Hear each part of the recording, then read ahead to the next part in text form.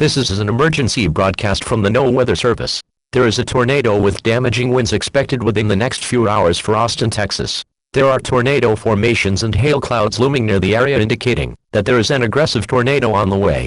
Be prepared, as this cannon will cause power outages and extreme winds knocking trees over, and extreme precipitation most likely wreaking havoc on the area. There is a chance that you may lose your life in this emergency, so stock up on food, water, and get a hand crank or battery-powered radio and head to a shelter or basement. This has been a tornado warning for the areas of Austin, Texas.